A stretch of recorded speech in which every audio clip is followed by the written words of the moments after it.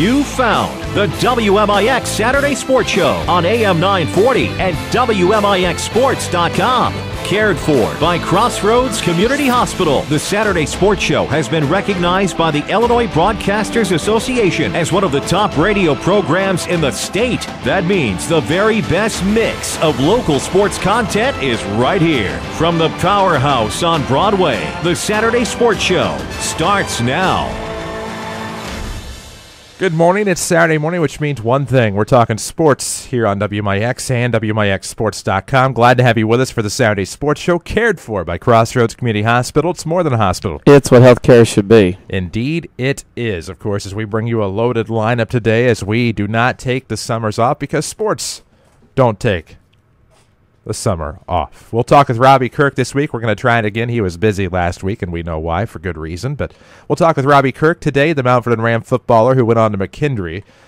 Served as assistant for a few years at Alvarado Trico, was an assistant last year at Pinckneyville. Will Robbie is the head man now at Sparta, where he will be the head coach of both football and wrestling. So we'll welcome Robbie Kirk to the program. We talked about that hire at length last week.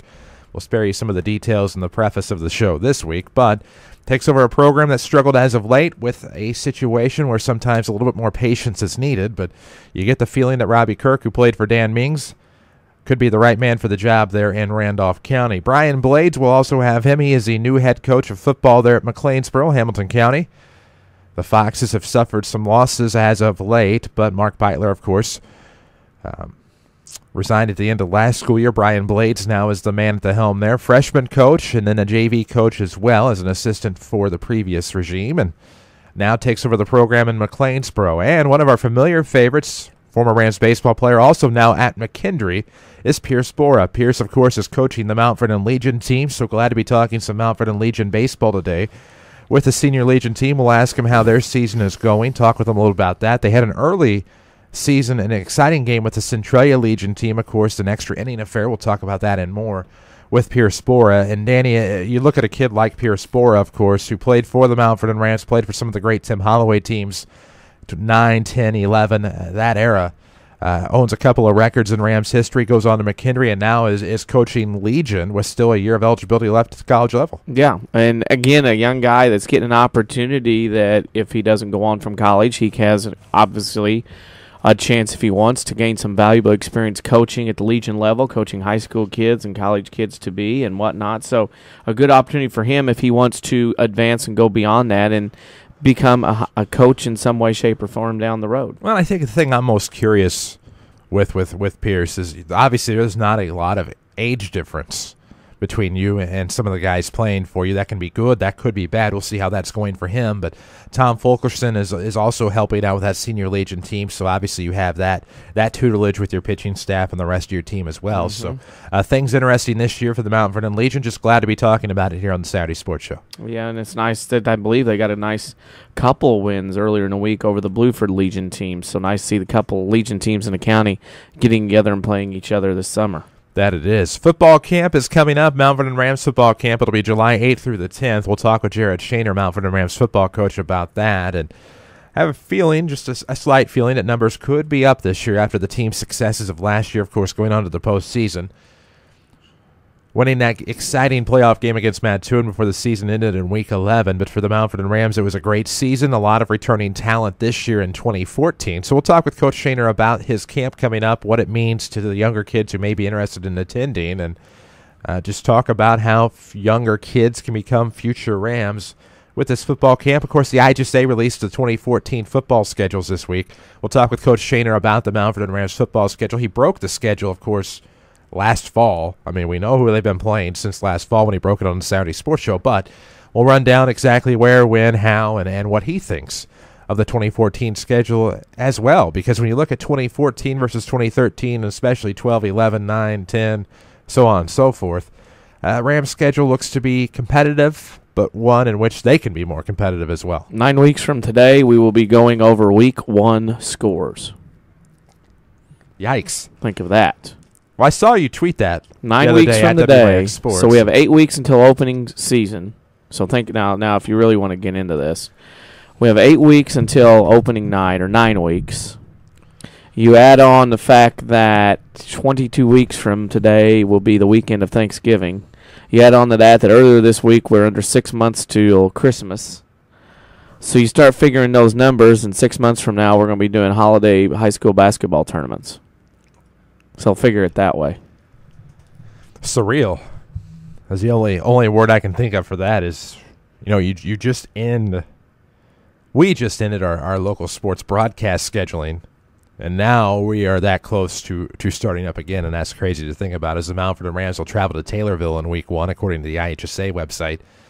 It'll be a 7 o'clock kickoff, the Rams and the Tornadoes. We'll talk about that schedule at length with Rams football coach Jared Shaner a little bit later on here on the Saturday Sports Show. We also have Mike Austin, legendary official. We'll talk about the EOA SICA golf outing. Always the last Friday in July. We'll talk with Mike Austin about that. And that is a nice one, and I like to talk about it. And I'm glad that we do talk about it on here because it helps kids with scholarships, and that's the most important thing. That's the important part of it, and that's what goes on. And you'll see presentations being made at high school basketball games this winter of kids that are going to get scholarships out of this deal. It's a great way for coaches, officials, and athletic directors and otherwise to get together in a non-competitive place. And there is some competition at the golf course that day, but at Hickory Ridge. But that's kind of the last bell of summer for that particular group, because in the next week it starts rolling pretty quickly into August and school starting. Well, and I think that's the thing about it is it's nice that the SICA and EOA, the officials and the coaches get together, they put this on, and of course team up to help good causes, and that is not only to they present these scholarships games all over during the winter, but I think just a great fundraiser, and anytime that you can support kids and help them get scholarships to help them get a collegiate education, I think you're doing something well, and they certainly run that outing very well down there in Jackson County. A man really needs no introduction except just to tell you that he is going to be on today is Dick Korn. He is representing the Illinois Basketball Hall of Fame that'll be located in Pinckneyville. Of course, we'll talk with Dick Korn. You might remember him, just guessing, as the head coach of the Pinckneyville Panthers, won 2 state titles, a runner-up finish as well to his credit, and obviously a Hall of Fame coach, and Dick Korn will stop by. It'll be good to talk to him, see what's going on with their latest Hall of Fame stuff. And that stuff is going around. They have a golf scramble coming up in July. So a lot of interesting things, a new basketball class of Hall of Famers. So lots of things going on with that particular situation. It's in the Hall of Fame, Illinois High School Basketball Hall of Fame. And I think that's a great thing. And, of course, you look at their board.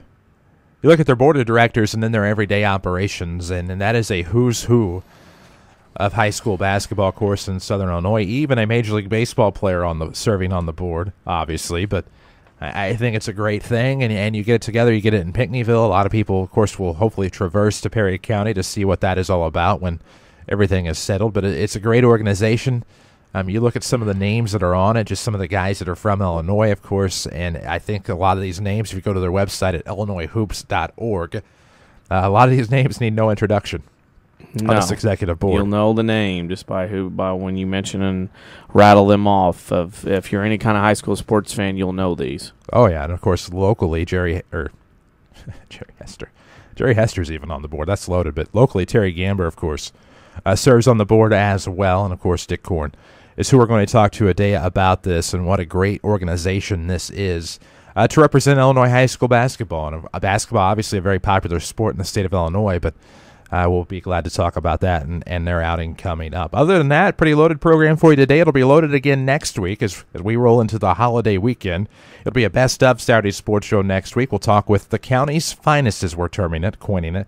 Actually, the area's finest. We'll talk to some of our coaches who have won state trophies over the past few seasons. We'll talk with some who have won sectionals, regionals, even all of the above in some cases. It'll be a lot of fun next week as we relive some of our favorite success recaps and interviews on Saturday Sports Show as we celebrate Independence Day weekend next week. You won't want to miss it. It's a best of program before we have our Commissioner for a Day show in a few weeks now, as that'll be on July 19th. We'll come up with some solutions to some of the problems that are plaguing Illinois high school sports, and I think the Commissioner for a Day show, DC, will be a lot of fun. It will be, and we'll have some guests, and we'll have some different people around, and a lot of people have a lot of thoughts, a lot of new things going on, all the proposed alleged sites and cities that are going to make a run at hosting boys and girls basketball state tournaments. You have a NOWA group that is proposing a parochial and public school separate classes in every sport.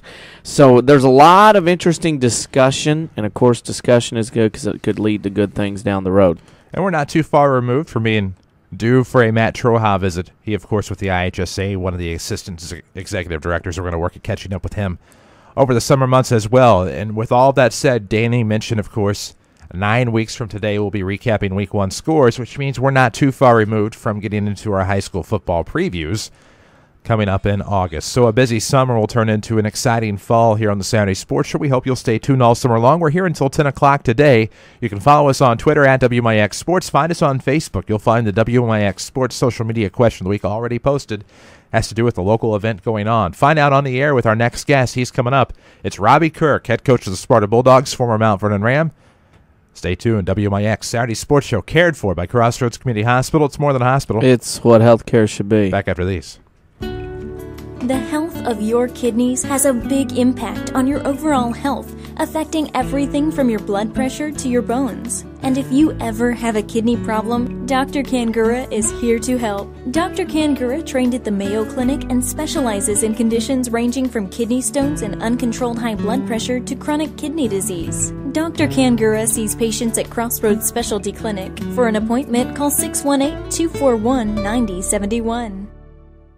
Learn to live healthy, learn to live well, and learn how you can live free from unexpected medical expense with a major medical expense policy from Pekin Insurance and the Page Agency. Health insurance that covers hospital, medical, and surgical expenses offers a wide choice of deductibles and a non-tobacco user discount too. Rising medical costs don't have to be a problem with a major medical expense policy from Pekin Insurance. This is coverage we hope you'll never need, but you just can't be without. Call the Page Agency at 242-7000 about a major medical health insurance plan today. Did your bank recently make changes or add fees to your checking account? Free yourself with a free checking account from People's National Bank. You'll receive a Visa check card, online banking, bill pay, mobile banking, and access to over 20,000 ATMs with the added convenience of MoneyPass ATM network. Stop by People's National Bank located at 413 South 34th Street in Mount Vernon today for details on how to get your free checking account. People's National Bank, serving Southern Illinois since 1909. Member FDIC. Non-usage and wireless carrier fees may apply. You've waited a long time. And it's finally ready. Tyler's Buick GMC in Mount Vernon is open and it's grand. Designed for total comfort. Expanded for a larger choice. Built for a total car and truck buying experience. Totally professional and highly trained service staff. Totally flexible to your monthly or overall budget. Since 1951, Tyler's has been a part of this community. Because of you, we're better, bigger, and newly renovated, so you can get the total Tyler's experience. Grand opening in Mount Vernon. Totally Tyler's. Buick GMC.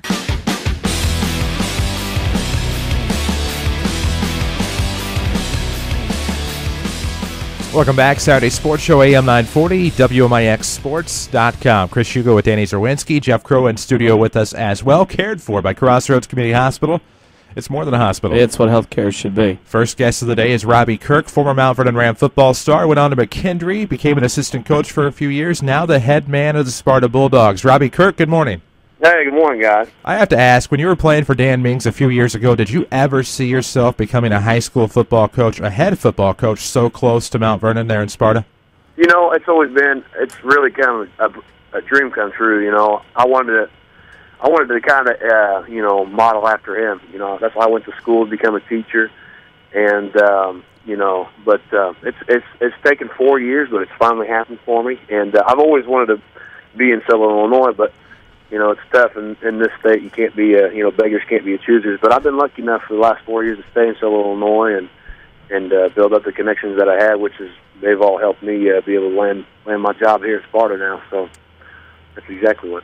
What has your experience been the last few years for our listeners? Where have you been helping out at and assisting as far as football programs in Southern Illinois?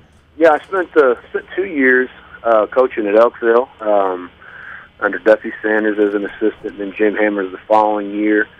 Then I went to Christopher and worked with Josh McKern.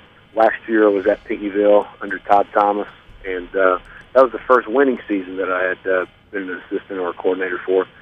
And, finally had this opportunity here at Sparta, and, got a lot of good young talent, and, the community over Sparta expects some good things, so I'm very excited. Well, and you look at Sparta, the wrestling job came open with it as well, and that's something you have experience with too. But when that opened up, is that something where you said, you know what, I'd kind of like the opportunity to see if I can be the guy that comes in and turns this thing around there in Sparta? Oh, yeah. You know, and the gentleman that I'm replacing, Joe Beavis, he's a great guy. I mean, these are all his kids, you know, that he's built up and helped kind of change that culture a little bit, and you know, just haven't had a lot of success over the years. And you know, but he's kind of the same mentality as me, you know, with the wrestling program and the football program going around. But you know, I'm very confident with you know, the talent levels that they have, you know, because they're all stars in track and, you know, and wrestling, these individual sports. But the team concept, you know, is hopefully something that we can get them on page with and do some incredible things this year, hopefully. Looking at this program with Sparta is now co-oping with Steelville. How has that experience been when you're not dealing with just one town but two to try to pull in players to help out with the program? Yeah, well, actually, last year was when the Steelville co-op, and they had very low numbers, and then towards the end of the season, they didn't have any players remaining, so they actually dropped the co-op this year. So it's just Sparta this year. So how does that? I mean, you know, again, that when they started that co-op, yeah, and you go into it and you're thinking, okay, I'm going to have some extra players. Now you're back to simply the Sparta connection. Track successful, other sports at Sparta successful. How does that all brew together as far as trying to get the football program up and going like some of the other sports there at Sparta? Well, you know, it's you know, because Sparta's in the River to River. They're the small school in the River to River Conference. You know, so the numbers are the issue. You know, and the things that I tell the students is that, you know, we're going to have to be in good shape. You know, we do a lot of conditioning drills. I've worked with a lot of other coaches in the last few years that you know, they just think that the conditioning should be something students should do, you know, on their own, but you know, that's not the case. So when you got lower numbers, you know, we're looking at maybe not having a freshman level football program, you know, this year. But you know, that's a problem for not just us, but for a lot of Black Diamond schools. But that's the challenge that we'll have. You know, just being a smaller school enrollment, going out there and competing with, you know, schools that have 500-600, you know, in their enrollment. But that's the good thing that prepares us. You know, our regular season schedule is so challenging.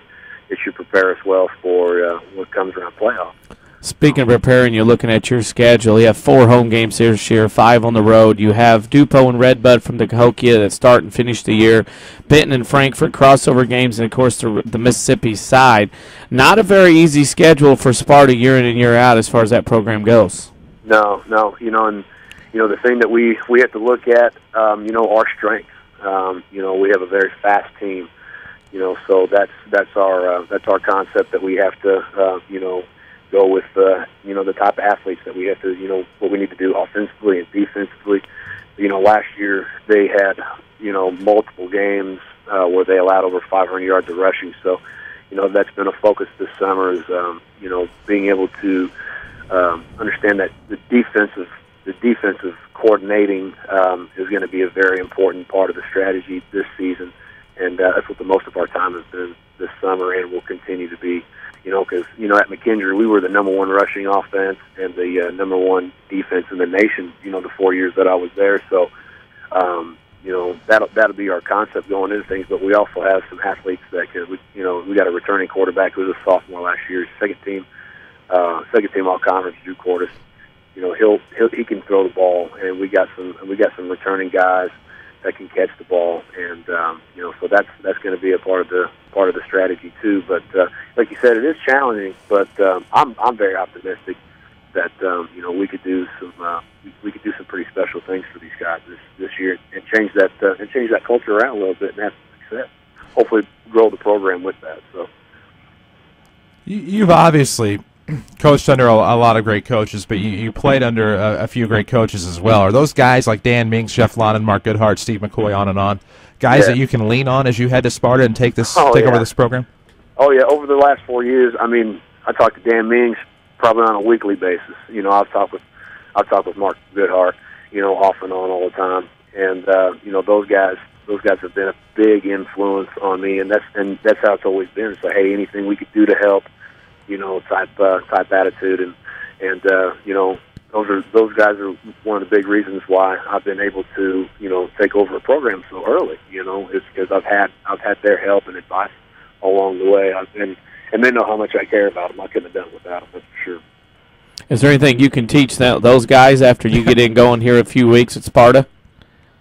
Teach which guys? Those coaches that you hang around with. I hope I could just take everybody's philosophies and put them together. But oh no, I got a lot of learning to do before I can teach these guys anything. But we'll see. If we can pull out some wins and they want to bounce some ideas off my head on what's going on, then that'd be fine too. But it's just football has changed so much, over the years, and that's the thing with some of the older coaches is, they have these concepts that have been, working for them for all these years. But there's a lot of different offenses and defensive strategies that you can run now, and instead of just focusing on one strategy, doing multiple different philosophies. Just for instance, instead of just being a power football team, running some power ball, but also running some zone concepts. And, it's just like a basketball player. You don't want him only dribbling with his right hand. You want him to be able to use his left hand. So, if we can widen the playbook a little bit, but still keep the concepts, simple for the kids to pick up on. Hopefully, that's the idea that we can have to bring some success. So I think I'm a years away before I can start teaching those guys anything. No, you're not. You can teach those guys a lot of things. Trust us. Our final question for you, and you'll get used to this as you join our show all the time, is our social media question week. You might have already been briefed about this, but our question this week is, what is your favorite type of street machine, muscle, or show car? Oh, yeah, that'd be the 1970 Chevy Chevelle for sure. Oh, that's a good pick. 454 all day. Okay, there you go. Something tells me that's been your favorite for quite a while. And that Mount Vernon Ram, orange and black, that's a good look.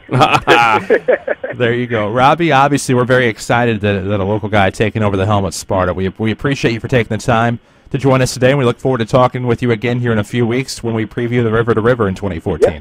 Awesome. Yeah, look forward to it. Amen. Robbie, obviously the best of luck. Thanks again. Thank you. Appreciate it. Bye-bye. That's Robbie Kirk, head coach of the Sparta Bulldogs, played on that famous 05 team. He's a Hall of Famer at Mount Vernon Township High School as well, and he'll take over the Sparta football and wrestling programs. Heck, that gives us a guy to talk to in the winter months as well, when we venture outside of the sports that are played with the ball. So that'll be fun coming up, of course, in the winter months and the fall as well. Robbie Kirk, you'll hear from him.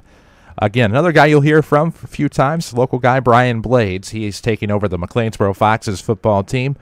Former freshman coach, JV guy, now advances up the post to take over the head football coaching position there in Hamilton County. We'll talk to him after a quick break here on the Saturday Sports Show, cared for by Crossroads Community Hospital. It's more than a hospital. It's what healthcare should be. Back after these. Bad luck. Some people were just born with it. Hi, this is Chase Landers with Landers Collision Centers of Mount Vernon and Salem.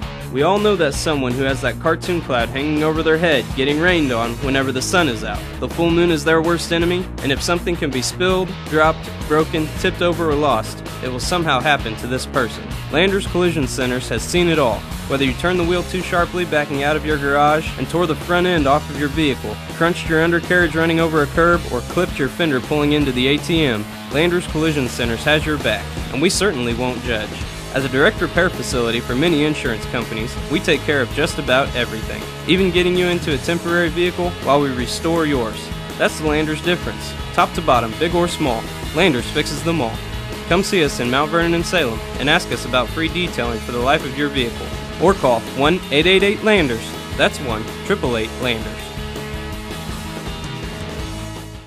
Here's Jeff Schmidt for Schmidt Chevrolet Cadillac of Mount Vernon. The 2014 Cadillac CTS is a Motor Trend Car of the Year. That car is just phenomenal. The interior is just unbelievable. The performance and handling, the style, the safety, engineering, I can't say enough about it. It's truly a remarkable car. I'm very excited about it, and we love to give test drives, and usually the people that test drive them end up buying them. Schmidt Chevrolet Cadillac of Mount Vernon, 3423 Broadway in Mount Vernon.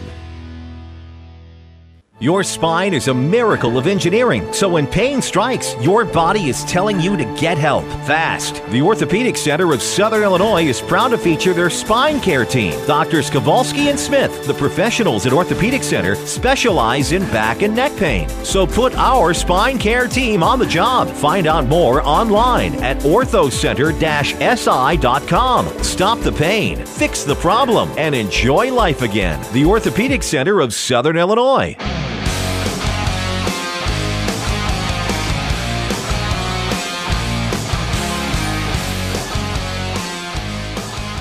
Welcome back. Saturday Sports Show, AM 940 and WMIXSports.com. Cared for by Crossroads Community Hospital. It's more than a hospital. It's what healthcare should be. That's Danny Zerwinski. I'm Chris Hugo. Jeff Crow's in studio with us as well until 10 o'clock. We welcome our next guest. He is taking over the football program. The McLeansboro Foxes head coach joins us now. It's Brian Blades. Coach, good morning. Good morning, gentlemen. How are you? Pretty good. And, you know, it has to be pretty exciting. You were a freshman coach, JV coach, and assistant, of course, over the past few seasons. Now you take over the program at McLeansboro. Pretty exciting time, especially with all the changes coming in the Black Diamond Conference.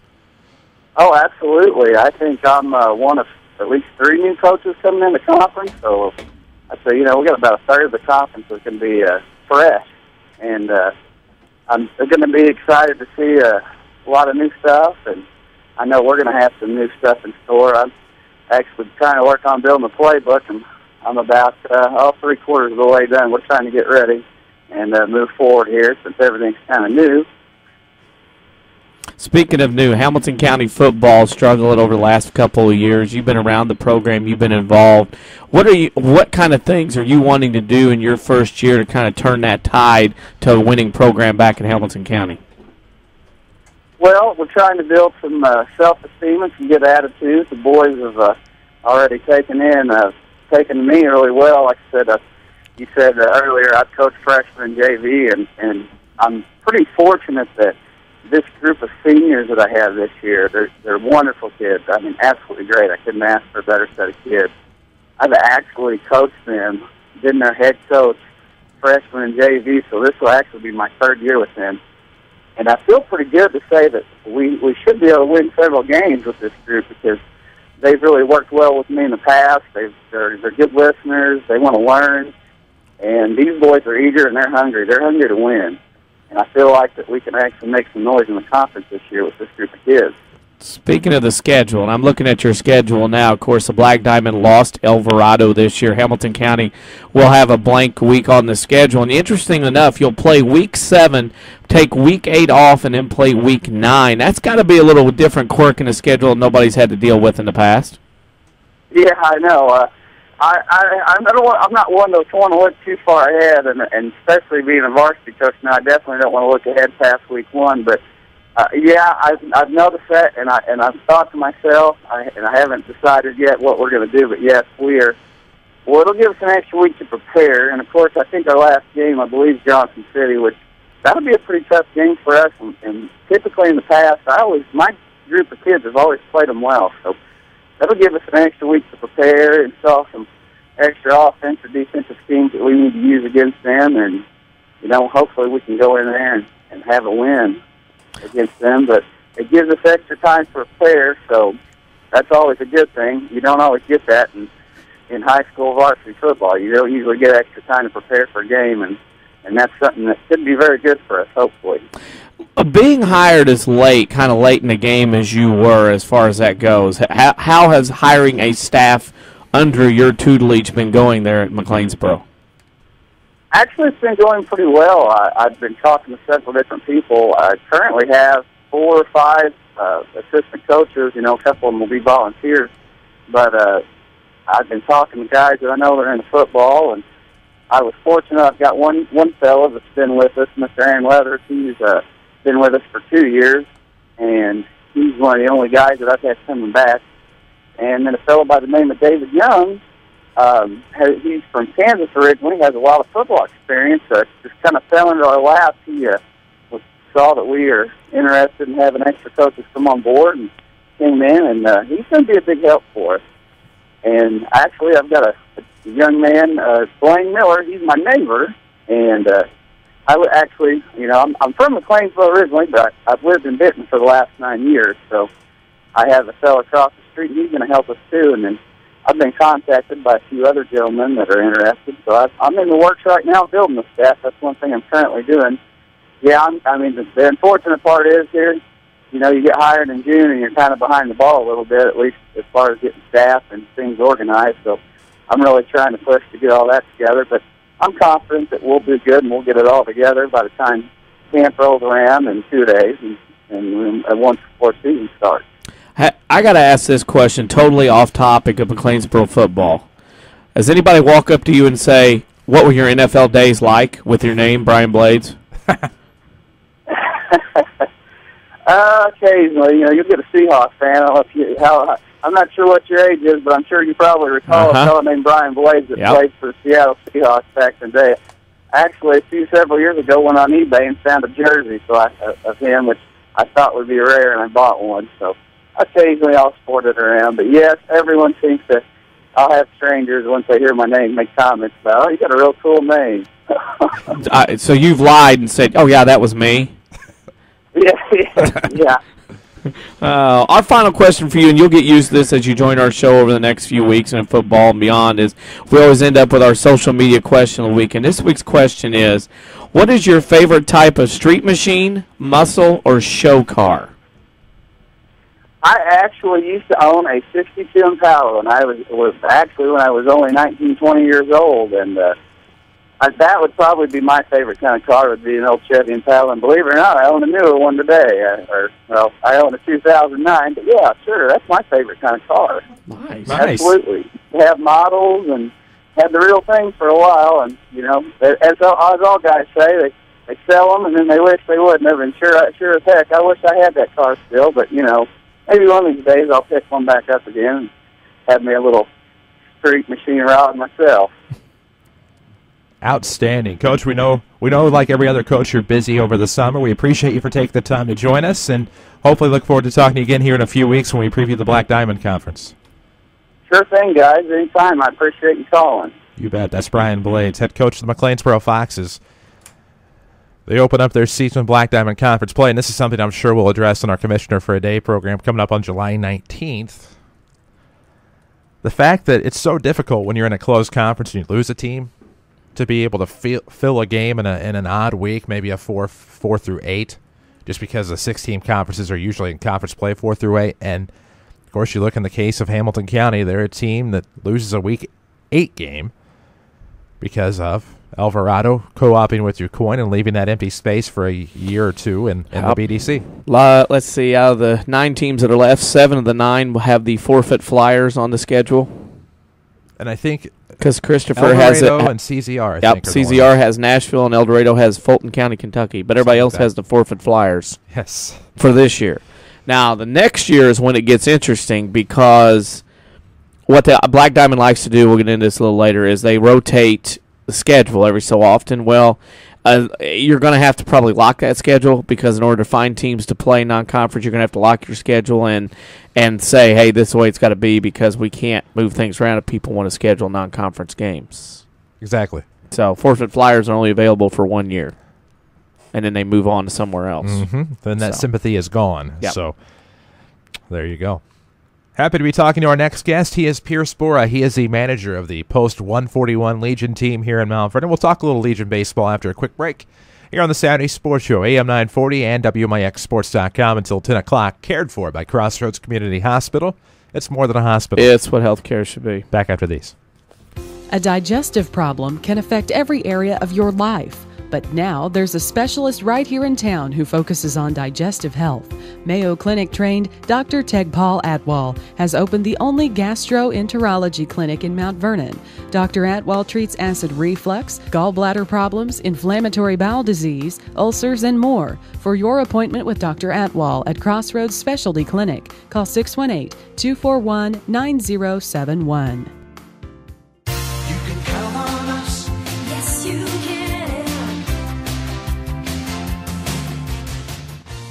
Hi, Roy Schmidt, Chrysler Dodge Jeep Ram dealer at King City Chrysler Center, Mount Vernon. Right now, receive 0% plus $3,000 cash back on all Ram 1500s. You heard right, 0% plus $3,000 cash back. Chrysler wants to possibly lower your payments on Motor Trend's Truck of the Year 2 years back-to-back, running for 2013 and 2014. So they are bringing back 0% financing and big cash back. We have a great selection of crew cabs and quad cab trucks, two-wheel drive and four-wheel drives. Hurry in today to King City Chrysler Center, 1603 Broadway in Mount Vernon, Illinois, where you can count on us.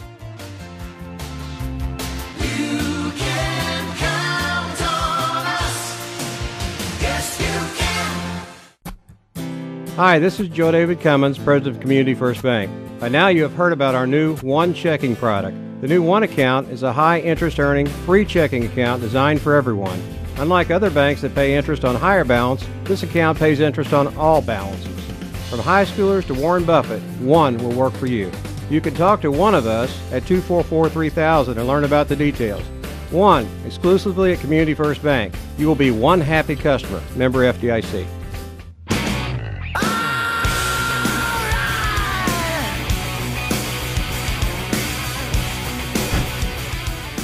Welcome back, WMIX, WMIXSports.com. Chris Hugo, Danny Zerwinski, Jeff Crow in studio until 10 o'clock. Cared for by Crossroads Community Hospital. It's more than a hospital. It's what healthcare should be. You might remember hearing our next guest quite a few times when he played Mount Vernon Rams baseball. Of course, your home for every pitch of Rams baseball is AM 940 and WMIXSports.com. I believe, if I'm not mistaken, a three-time all-conference representative. Had somewhere close to 50 runs batted in and maybe close to 100 runs scored in his senior season. I don't recall. But either way, he is Pierce Bora. He is now leading the post-141 Legion team. Pierce, good morning. Good morning to you guys. You know, I asked Robbie Kirk a similar question. When he was playing and playing at such a high level for the Mount Vernon Rams, he, of course, football, now taking over a high school football program. You now take over a Legion team. Is that something you ever thought you would do as a senior in high school?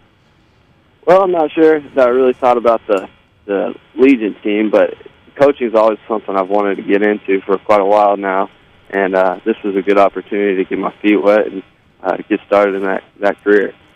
Any kind of odd feeling or kind of like, because you're coaching kids that are relatively close to your age, is that kind of a different feeling? Because probably some of the players you're coaching were probably in the Mount Vernon baseball program and you were on your tail end of your career there.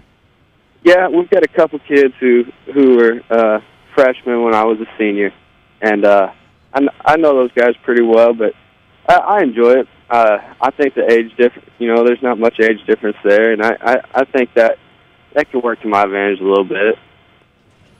Back to your playing days in McKendree, how's that going? How's that been going for you in your career playing over in Lebanon, Illinois? Oh, it's been going pretty well. I really enjoy it over there, and learning a lot about the game, and it's a good experience for me. Good. This season, Legion program, your first year. Talk about the schedule, Mount Vernon. How's it going so far in this summer baseball season? Well, we tried to add a few more games. We'd like to even have more than we have. We got 15 games on the schedule, and right now we're 3-2. We've had a couple rainouts and stuff, and the schedule is really about to pick up here this following week. But we got to make up some of those rainout games as well. A lot of the Legion teams are typically, it seems like, an extension of the high school program. Tell us about some of the names that we'll hear and read and see in this 2014 Legion season. Well, yeah, we got pretty much what you saw this high school season with the Mount Vernon Rams. We got Brock Fulkerson. He's been throwing a lot for us. Tyler Morgan. Pretty much just the whole starting lineup from the Rams team. We got Aaron Morgan behind the plate. That's Thomas Weber. He's playing a select team out of Decatur, I think. So we got Aaron Morgan behind the plate doing a really nice job for us.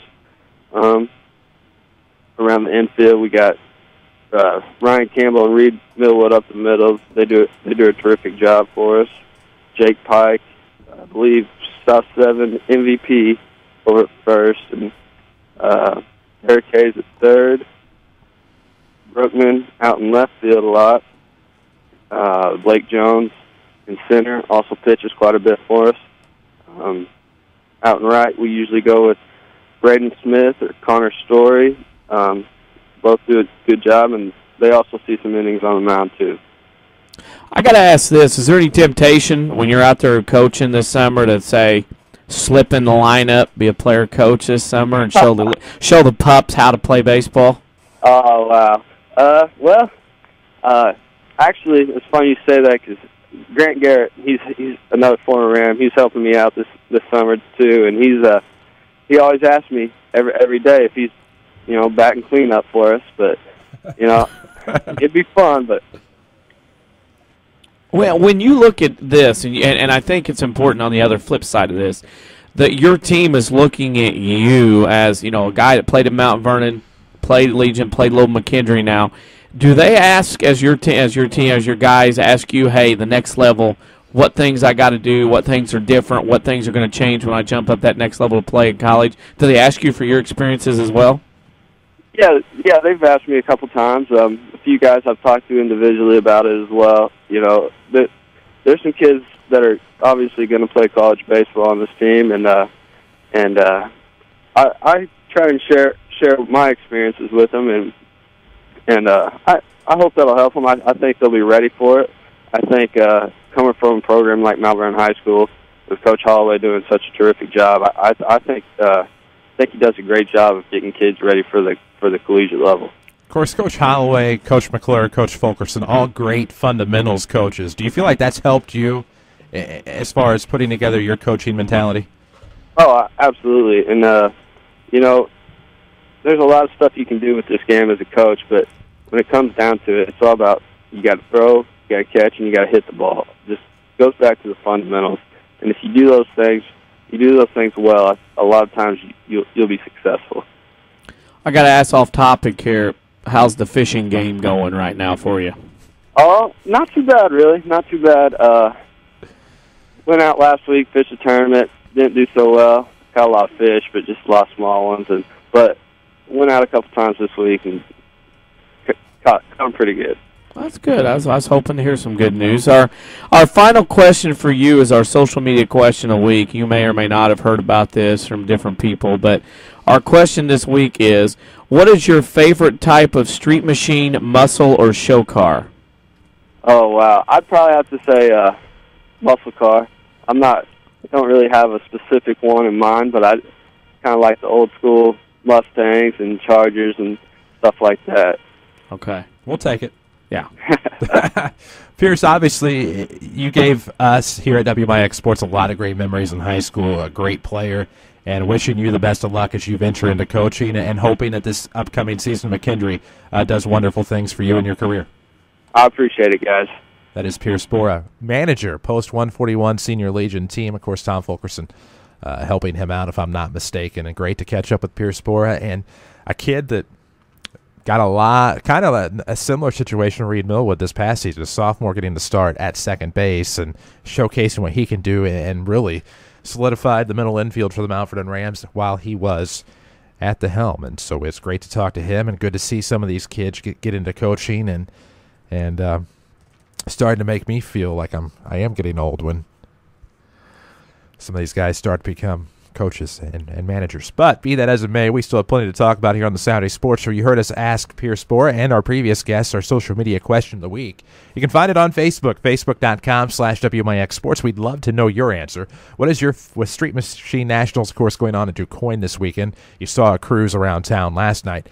We want to know, what is your favorite street machine, show car, or muscle car? Give us an example. Post it up on Facebook. Hit us up on the Twitterverse as well, as I hear a chuckle going on. AMC Gremlin's been texted to me. Another one is the Ford Pinto. Are they both from Pinckney? Yeah, you know where exactly that came from. Well, not which one. I'm going to guess off air which one. Yeah, came from which. Three letters. It's yeah. Well, we'll get to that. We'll take a break. We'll come back. We'll give you our answers here on the Saturday Sports Show. Oh, I love what you did there. Saturday Sports Show cared for by Crossroads Community Hospital. It's more than a hospital. It's what healthcare should be. Back after these. I'm Jeremy Pearson with a look at your next rad weather. You can expect a blend of clouds and sunshine today. It will be warm and humid with a shower or thunderstorm around, high 84. Evening showers and thunderstorms are likely, otherwise it will be mostly cloudy tonight, low 71. There will be a blend of clouds and sunshine tomorrow. It will be warm and humid with a shower or thunderstorm, high 86. And Monday, partly sunny, hot and humid, high 93. Next, rad weather from WMIX, Mount Vernon, Illinois. Second Chance Auto in Mount Vernon offers great quality cars at bank rate financing. That's great news. Who else in the area can offer you that? For nearly 35 years, they've been helping people with good and not so good credit get a good vehicle at a good price. Just make your payments on time and they'll save you thousands of dollars on the total price of your vehicle. Find out if you qualify by calling Jimmy and the crew at Second Chance Auto today at 244-4582. Second Chance Auto. Or stop by Route 142 East in Mount Vernon. You won't be disappointed. Mount Vernon is home to many wonderful people and things, and that includes quality cardiac care from Dr. Ruzaik Ibrahim. A skilled cardiologist, Dr. Ibrahim's training and scientific accomplishments have earned his designation as a Fellow of the American College of Cardiology. His services range from preventative care to the treatment of advanced heart conditions. For an appointment with Dr. Ibrahim at Crossroads Specialty Clinic, call 241-9071 or visit in person at 4113 South Water Tower, Mount Vernon.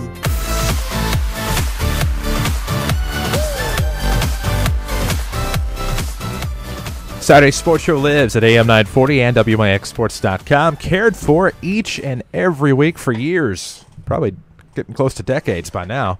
Cared for by Crossroads Community Hospital. It's more than a hospital. That's what healthcare should be. Appreciate them. We obviously appreciate you for being tuned in this morning or logged on to the web and the social media. Speaking of which, our social media question. We want to know this week, obviously the Messel Show and Street Machines are in town or the area for the Street Machine Nationals at the DuQuoin State Fairgrounds this weekend, Carcraft. Yep, they're everywhere. So we want to know, what is your favorite Street Machine, show car or muscle car? DC, I can already guess. I don't know if you have a specific year, but what is yours?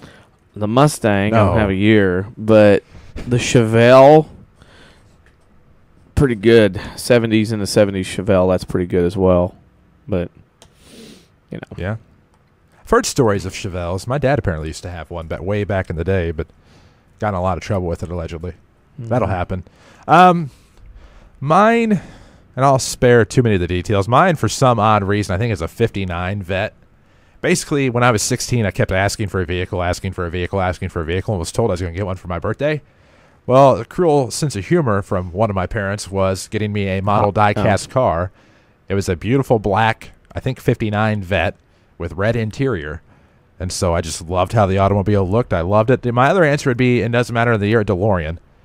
Yeah. Because that has become a show car. That's everybody's answer now. Well, I'm a Back to the Future guy. Yeah. And unlike those who are just noticing on the social media, it's become a craze to point out that the mall became Lone Pine Mall after he ran through the pines at the guy's farm, because it was Twin Pines Mall in the beginning. People are just now noticing that as if, oh my gosh, something you've never seen before in Back to the Future. Whatever. But anyhow, those are my answers. And I would take the Vet probably first over the DeLorean, but the DeLorean would be a nice novelty to have because of the doors, in my opinion. What is funny, I don't know if it's funny or not, is people that, like last night, there are some old cars, muscle cars, driving up down Broadway. Legits. Then you get newer model cars, and they're all shined up, and they're driving up down the road, too. It's like, no, take your car that's 5 years old, and it's been waxed up, go to the side. Nobody's here to see you. Everybody appreciates that you do a great job of detailing your automobile, but not really what we're looking to see right now. And, of course, there's some great automobiles. You'll find a lot of beautiful Camaros, some SS's, and things that just absolutely look phenomenal. I know I have a cousin and an uncle, two cousins and an uncle that are big into that, and I'm sure are actually, I know, are in DuQuoin. I think even staying here in Mount Vernon this week. I'm unable to catch up with them, but they are of the GM ilk, and there's a lot of beautiful vehicles in town. Thing I've noticed, too, in last year and this year with the return of the Street Machines is a lot more haulers. You're not seeing the cars being driven in, and I'm sure at $3.69 or more a gallon, depending on where you purchase your gas at, that has kind of stymied that operation of driving around and cruising as much compared to when the Street Machines were first in DuQuoin and when gas was a little bit cheaper than that, $2 less than that. I mean, I've noticed that. Of course, yesterday, summer activity out on the golf course, noticing the trailers driving by. There were a lot more trailers driving by, hauling the cars, than there were cars driving into DuQuoin. So I've noticed that a little bit different as well from back in the day. Sure. A lot of things have changed. Oh, there's a lot of things that have changed. The rules have changed, kids. I know, for those kids that are out there now going, oh, yeah, this, that, and another, good luck. The rules have changed considerably. Yeah, everybody keeps telling me, and I have no idea what they mean, and that it's not like it was, Hugo. I have no idea what that means or what used to happen way back when, but apparently people tell me I missed out. And so apparently I have. Don't know. No clue. Don't know. Oh. But I'm told it was quite the interesting foray into shows, so to speak. Main Drag and DuQuoin. Because they used, if I remember this right, they used to kick them off the fairgrounds for a little bit, or went out. But then the Main Drag and DuQuoin, it would go on for all hours of the night. There were all kinds of, how should we say this, attractions, distractions, and otherwise that went on, and frivolities. So it shows. There's those that have went to the old Street Machine Nationals to this version. Oh, my goodness. The movie rating is totally different. Really? Yes. Oh, my. Yeah, I'm telling you. I'm telling you. You could go to the fairgrounds, and you could walk around, drive around, whatever. And then when the fairgrounds were done, from 5 o'clock till whenever in DuQuoin, it was, for lack of a better term, as close to being chaos as possible, with people cruising during burnouts, adult sodas, adult views. Yeah. Oh, there were all kinds. I think yeah. Oh, it was show and tell for the kids. It was show and tell on a variety. So you missed completely out. Eek. I don't know if my ears can take this. Yeah, that's as nice as I'm going to say. Wow. How things were back in the day at DuQuoin. Nothing against DuQuoin or how things were handled. It was just the way that came through, and that's part of the reason why that left DuQuoin in Southern Illinois, because not only did it happen in DuQuoin, but it would happen in Marion and Mount Vernon and Benton because of all the people going to hotels. Suddenly, something one of my parents told me makes sense now as to why we could not go to Street Machines. Yes. As a kid. Oh, yeah. Because I just thought Street Machines meant they were Transformers. There was Transformers. That's kind of what my dad told me. There was Transformers there. That you would see people evolve and transform from afternoon to evening to the wee hours. A lot of transformations happened. Well, because I remember verbatim, I asked my dad if we'd go see the Transformers down at wherever that. I don't even remember what I called it. I didn't call it DuQuoin because I didn't know how to pronounce it at the time. As a stupid young kid. He's like, he said something about we can't go see those kind of Transformers. So now I guess it all kind of makes sense. We need to get back to sports here on the Saturday Sports Show. We'll take a break. It was a sporting event. Well, here on the Saturday Sports Show, cared for by Crossroads Community Hospital. It's more than a hospital. That's what healthcare should be. Next guest is Rams football coach Jared Shaner. We'll talk at length about his football camp coming up and how kids who are interested in playing football in the future can benefit from this camp. K through 4 or 5 through 8. It's split up into 2 different age groups as far as incoming class in school. You might be interested in taking your kid. Very nominal fee of $30. We'll talk with Jared Shaner after the break here on the Saturday Sports Show. Back after these. Registration for fall classes at Wren Lake College is going on now. With more than 100 degree and certificate programs, RLC can put you on the fast track to a new career or to continue your education. More affordable than four-year universities and private schools, you can save thousands of dollars at RLC. Our trained academic counselors will make sure you're on the right path, whether you plan to transfer to a four-year university or head straight into the workforce. Registration by appointment continues through August 1st. Call us at 437-5321 or find us online at rlc.edu. Wren Lake College, your journey starts here. If you can't pick us up where you live, move. This is WMIX, Mount Vernon, Marion. Another Withers Broadcasting Station. You waited a long time. And it's finally ready. Tyler's Buick GMC in Mount Vernon is open and it's grand. Designed for total comfort. Expanded for a larger choice. Built for a total car and truck buying experience. Totally professional and highly trained service staff. Totally flexible to your monthly or overall budget. Since 1951, Tyler's has been a part of this community. Because of you, we're better, bigger, and newly renovated, so you can get the total Tyler's experience. Grand opening in Mount Vernon. Totally Tyler's. Buick GMC. Hi, this is Joe David Cummins, President of Community First Bank. Now is a great time to move your account to Community First Bank. With our new One account offering the highest interest rate in the market, free checking, and CD specials delivered by people you know and trust, why would you not bank with the market leader in Jefferson County? We offer 5 locations with 7 ATMs and have been serving the Jefferson County market since 1906. Stop in and see why our bank is the fastest growing bank in Jefferson County. Community First Bank. Welcome back to Personal Banking. Member FDIC.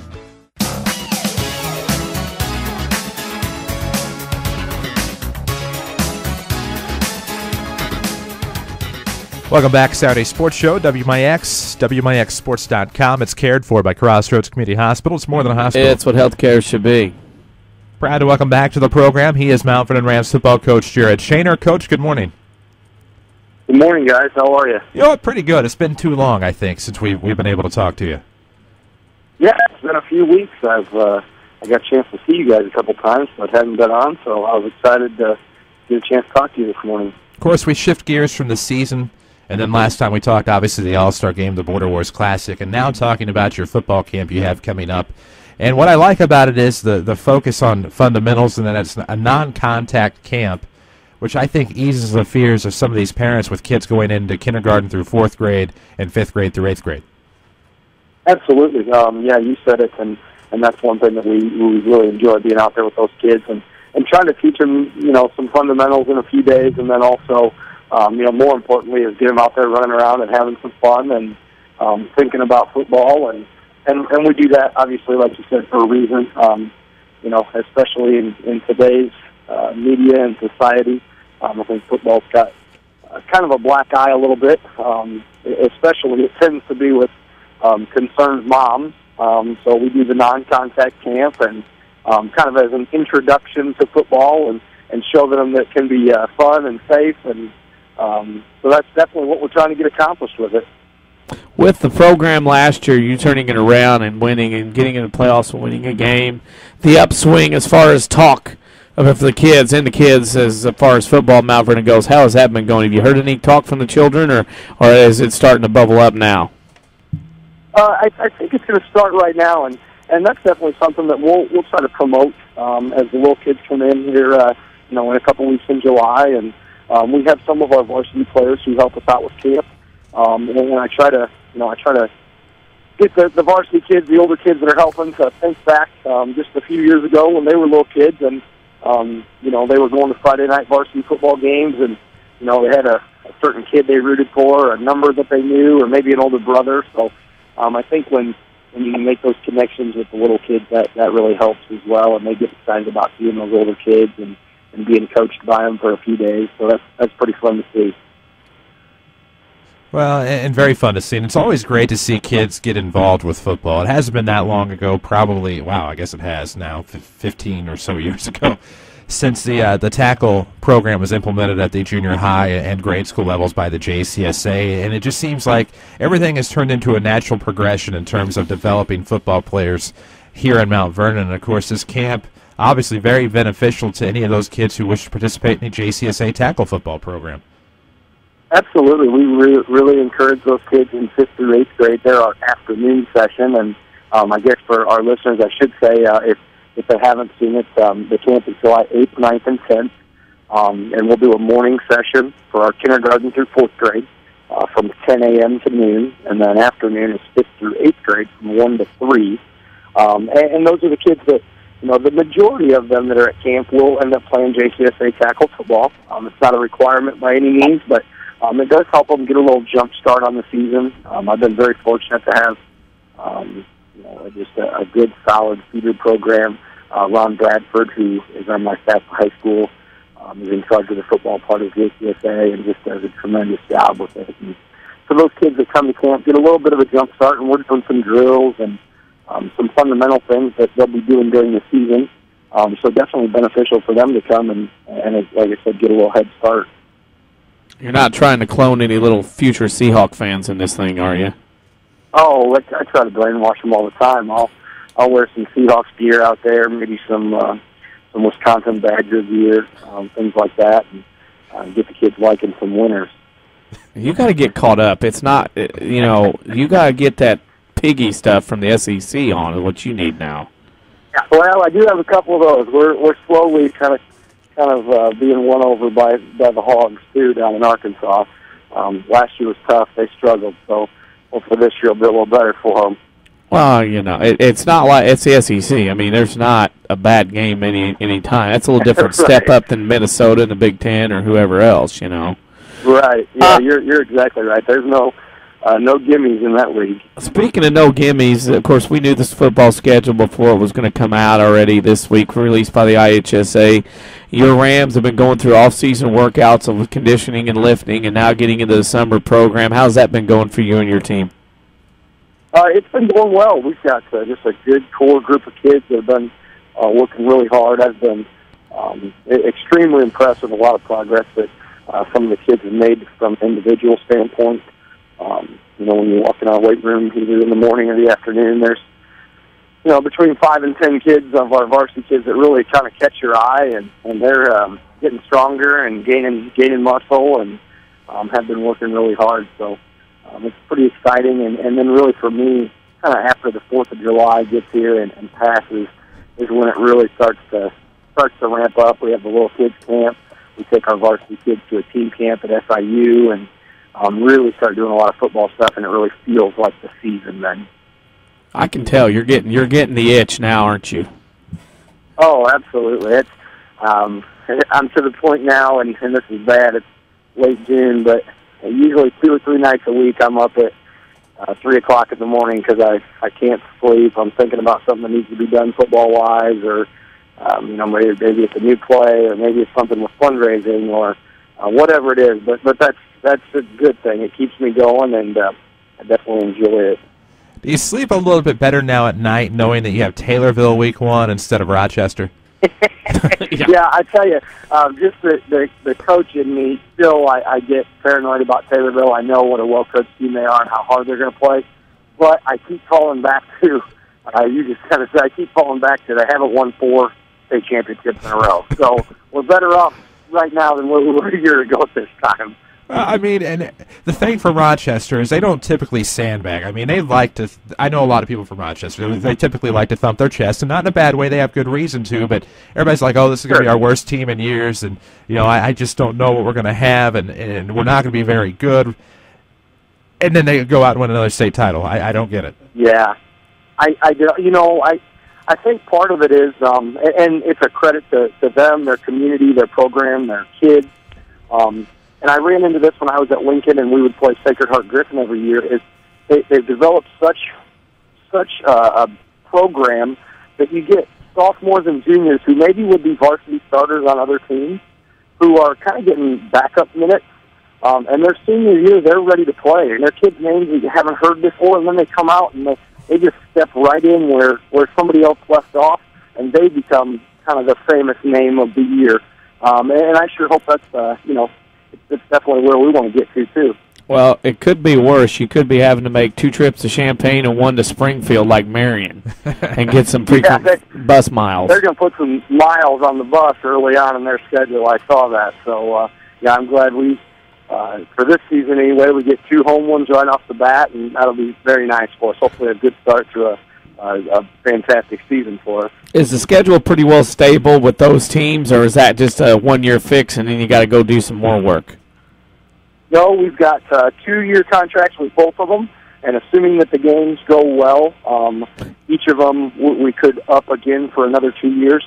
Both of them are in the Apollo Conference now, so they'll always have those first couple of weeks open just like we will. So as long as we don't have any major issues, hopefully we'll keep them on there for a while. Wouldn't that be a great idea if kind of the Apollo and South 7 talk to each other a little bit and kind of, absolutely. You know what I'm getting at? It would make scheduling so much easier, and none of the games are going to be too terribly far away. There'll be a couple little bit longer trips, but for the most part, you're on a bus for an hour and a half maybe, and that's a heck of a lot better than going out of state or trying to travel all the way up to northern Illinois or whatever it is. So maybe us getting with those 2 can open up some doors, and we can get some more games like that going. About week 9, is that something that the Mount Vernon might look to continue with Mount Carmel, or are there possibly some other contexts that may take you know what? I think as of right now, we're gonna continue with it. Obviously, we have it this year for sure, and then Coach Creel and I talked the other day, and I think we're going to re-up with them if they're willing and available, and I think they are. I don't think we've done it officially yet, but to me, just a really good. Obviously, you guys know the history of Mount Carmel football and their program, and if we can go and compete with them each year, I just think that's a great Week 9 game for us. Hopefully, we're not in a spot consistently where that needs to be our 5th win.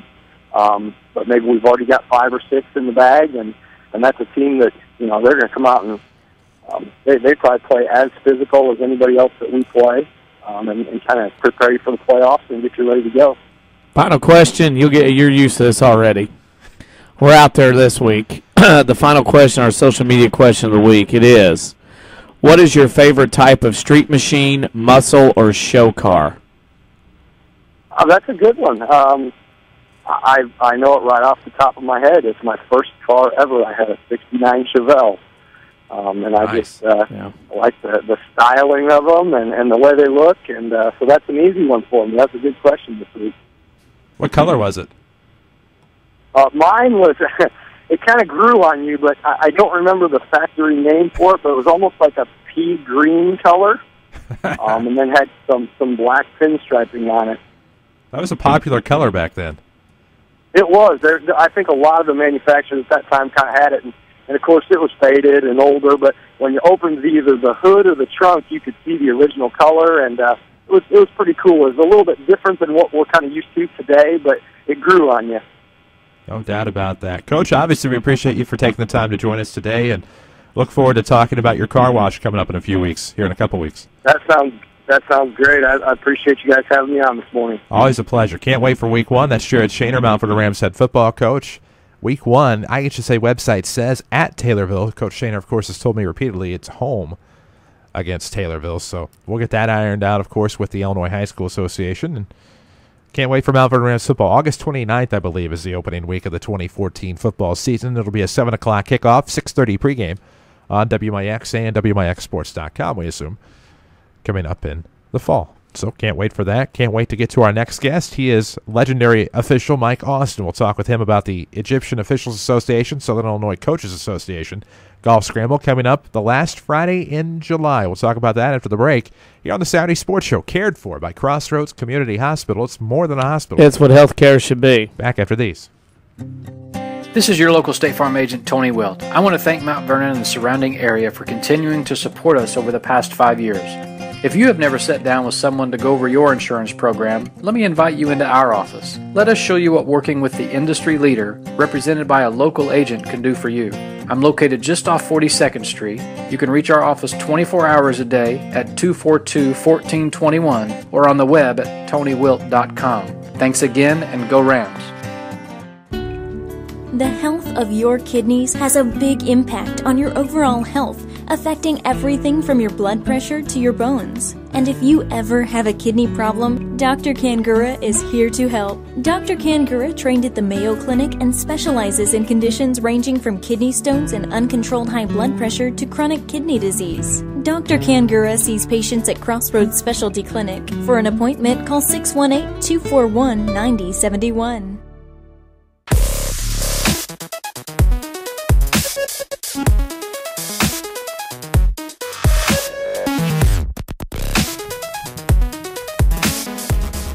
Saturday Sports Show brought to you by Crossroads Community Hospital. It's more than a hospital. It's what healthcare should be. Danny Swinsky, Chris Hugo, and Jeff Crow in the studio. Joining us now, longtime IHSA official and a guy who has helped with many years with the EOA SICA Scramble, Mike Austin, joins us now. Mike, how are you this morning?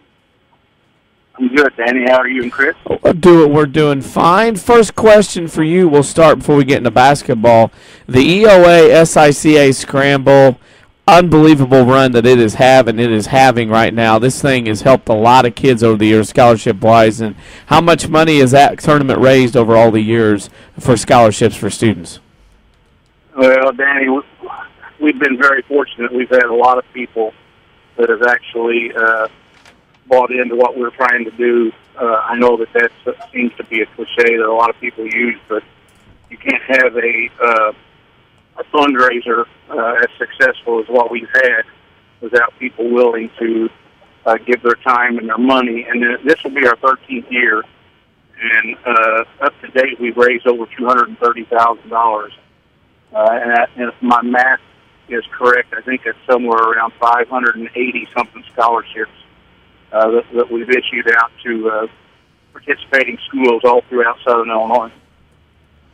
Well, I think that's my favorite aspect of anything. A website that we're all familiar with does something similar to that, not a golf outing, but registration fees go to scholarships. You guys do this, and I think that is so benevolent, and it certainly makes you see things in a different light when you can kind of help kids go on to maybe obtain a college education they would otherwise maybe not be able to do. Oh, absolutely. I tell everybody, and I have to be upfront about this. I've actually stepped away this year, and I just got some other things that I need to take care of.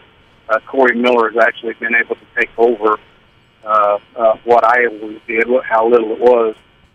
But I always tell them that, I was the one that always benefit from this whole thing, because I was the one that always got to walk out to my mailbox and get a letter or a postcard or something from one of the students thanking the coaches and the referees for working together to raise money, because they said it helps with books or it helps for any kind of fees. And Corey actually got an opportunity to experience that as I talked to him this week, where he received a letter in the mail from one of the students.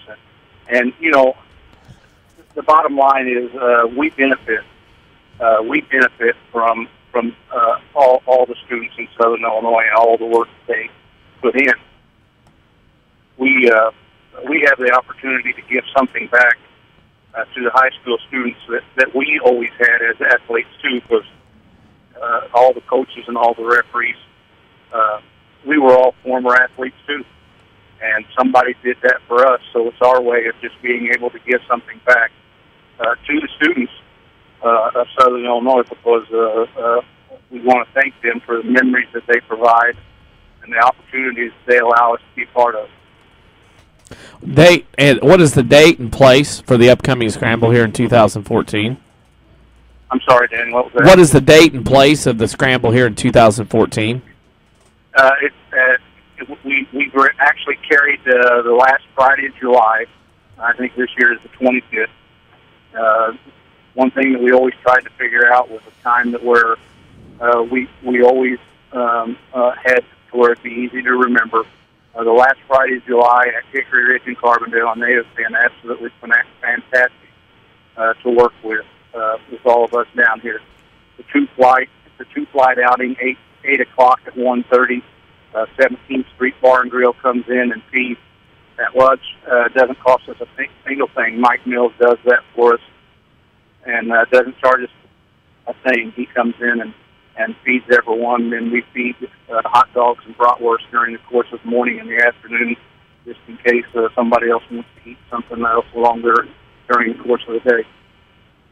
One of the things I would mention about this golf scramble is this is kind of a place where the athletic directors, coaches, referees can meet, hobnob, have some fun in a relaxed environment, because that's kind of like the kickoff of the end of summer and the start of the school year, basically, because then everybody heads their own competitive ways after this event.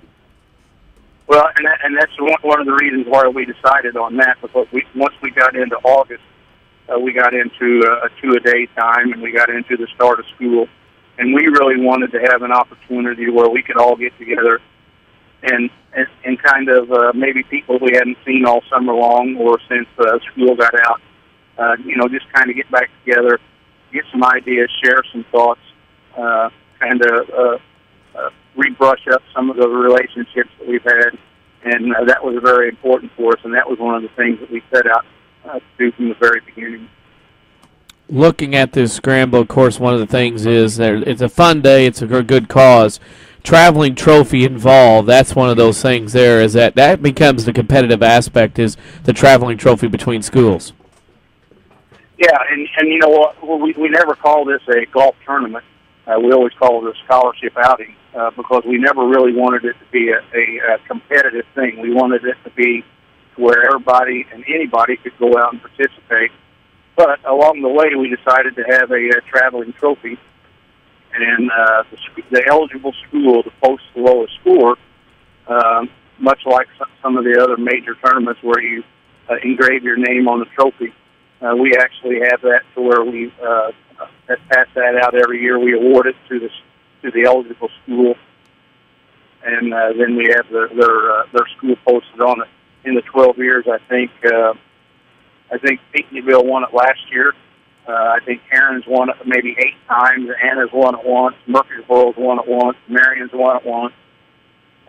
So it's really something that's kind of neat because it's something that people really come up to get real quick, and they're real hesitant to give back because they end up showing it, putting it in their display case in their school or whatever, and just to have their name on the trophy is something that a lot of the schools I've noticed have really tried to win that thing. That will, of course, take place last Friday in July. And another thing that we wanted to have you on this year is upcoming high school basketball season. Summer's a great time to learn. Last week at Murfreesboro, a unique experience. You had, obviously, a high school boys basketball tournament going on. But also, one of the things I like to see is the officials in the classroom learning. Talk about what went on last week at Murfreesboro High School with the learning and stuff of the officials as far as book and classroom work goes. Well, first of all, I'm probably the worst person in the world for summer basketball because I absolutely hate summer basketball. I think that at the time that with the 25 contact days that the IHSA allows, I think that we all kind of abused the kids during the summer. There was a lot of times last week where kids were playing and would have to leave early because they'd be playing baseball in the afternoon, or they'd have a football throw around or something, whatever it was, but there was another sport involved. And sometimes I really think, guys, that we just need to allow the kids to be kids. That's why I'm so opposed to summer basketball. But as long as they're playing summer basketball, the officials have to really kind of keep in tune too, because the better that the players get, the better the officials have to get. So the learning part of it from our side of it wraps up. And in that classroom time that we had, not only did we actually officiate games and mentor officials on the floor, but we also had presentations on sportsmanship and professionalism and conflict of resolution and all kinds of things that the IHSA has asked us to touch on. So as long as we continue to keep teaching that somewhere along the line, hopefully maybe someone catches on to something new each week, each game, each classroom session, and maybe by us doing that, we can make better officials, because a lot of the problems, quite frankly, that goes on in the course of the ball game actually comes from officials who need to get better. 2 years ago it was a hand check. Last year it was a coach's box. What are going to be the points of emphasis in the upcoming high school basketball season that fans will note that referees are putting more emphasis on calling? Well, let me start that whole question over again. There was no rule change on hand checks. There was no rule change on the coach's box. Those were just points of emphasis, as you said. But it got to that point, quite frankly, because we were not administering what the IHSA had wanted us to do. So last year was a very big time for us to go back and revisit that. And with the IHSA's emphasis that they put on that and support that they backed on all of us, it was a perfect opportunity for us to really go and grab a hold of that whole situation. So there was no rule changes. I know that I probably had 20 phone calls or text messages last year about the new rules, but they're not new rules. Mm-hmm. They're just that we needed to get better issuing. We need to get better implementing the rules this year, and I will find out more on July 19th and 20th in Bloomington when we go to a clinicians camp.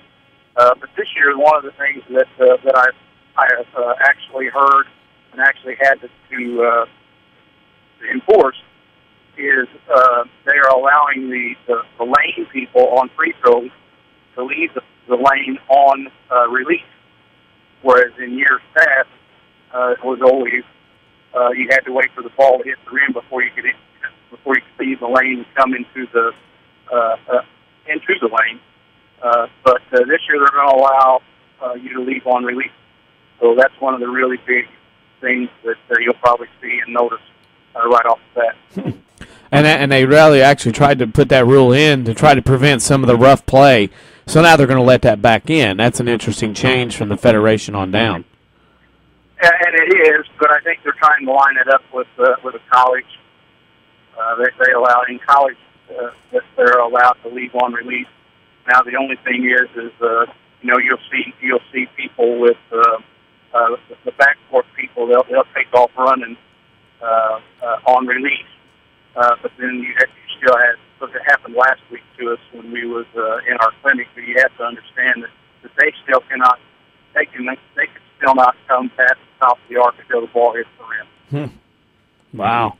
Changes abound. I mean, do you expect any more other besides that big one at this thing in Bloomington, or do you think that'll be the big things they discuss this year to try to cover?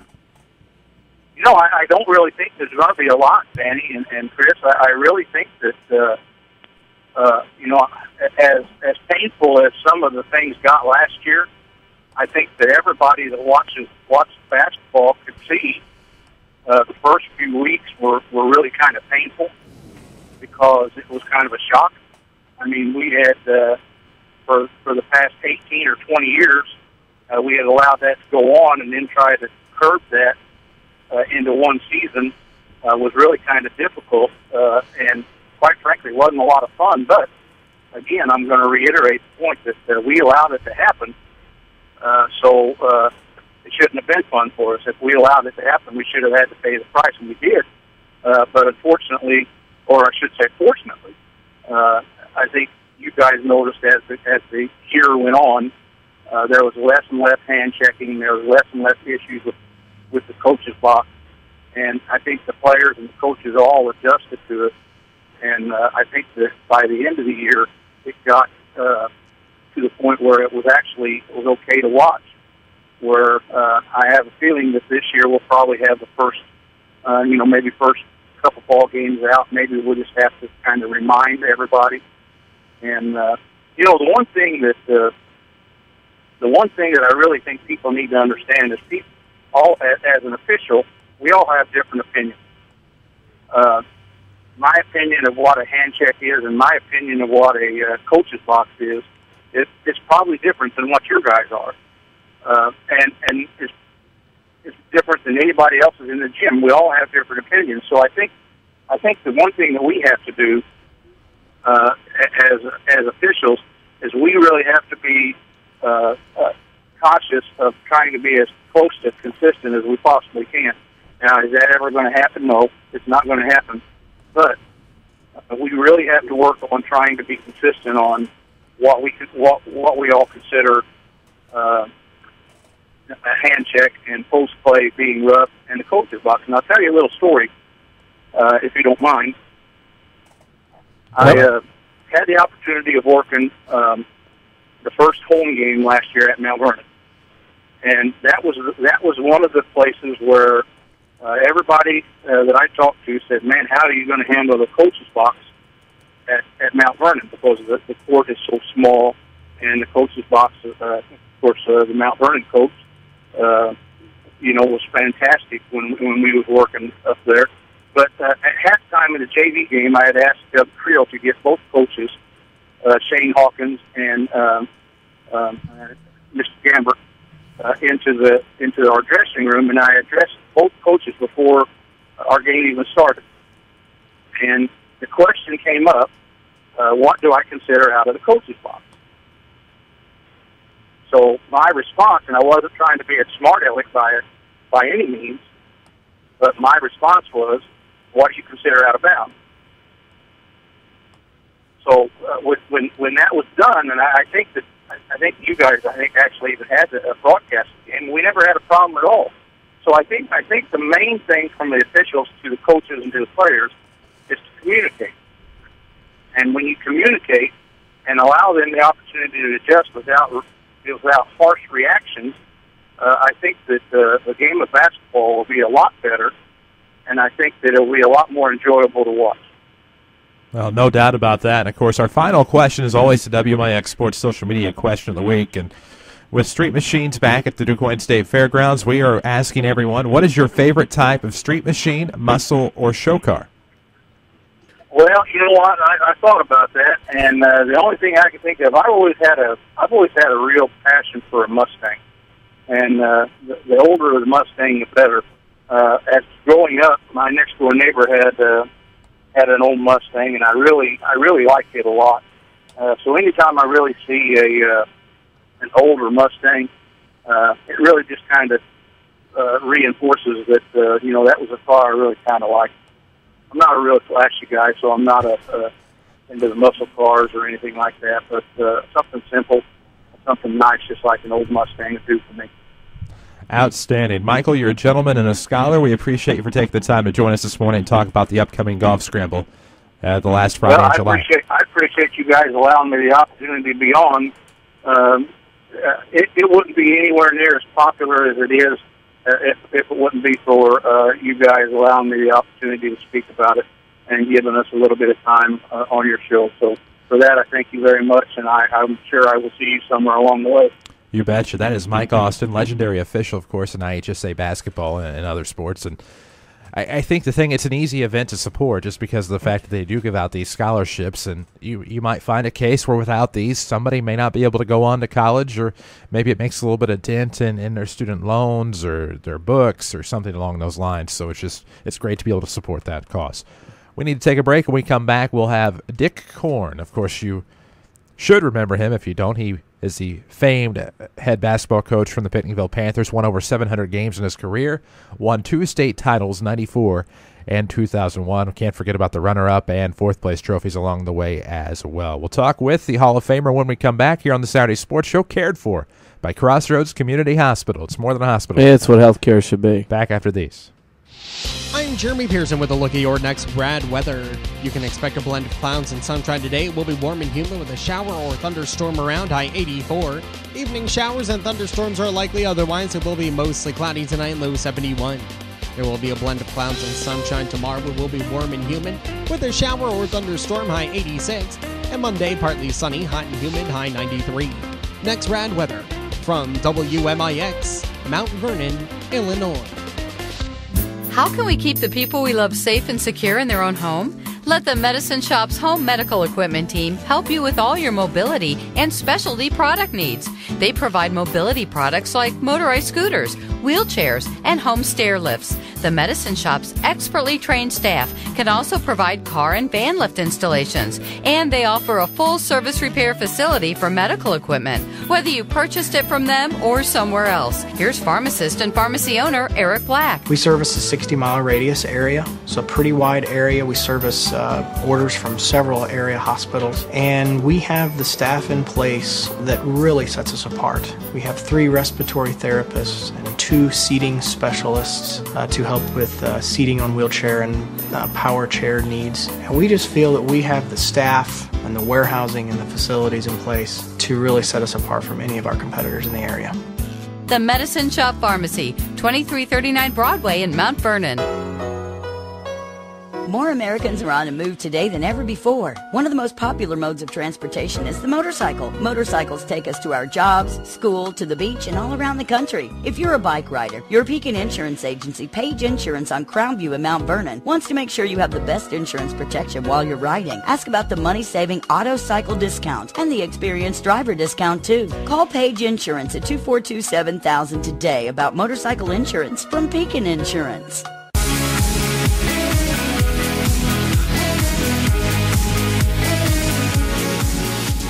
Welcome back, Saturday Sports Show, AM 940, WMIXSports.com. Glad to have you with us until 10 o'clock. Chris Hugo with Danny Zerwinski, Jeff Crow is in studio with us as well, cared for by Crossroads Community Hospital. It's more than a hospital. It's what healthcare should be. Our next guest is a privilege to have as he represents the Illinois High School Basketball Hall of Fame. He is legendary Hall of Fame basketball coach Dick Korn. You may remember 2 state titles as head coach of the Pinckneyville Panthers, 700-plus wins, and a couple of other state trophies to complement that success. Coach Korn, good morning.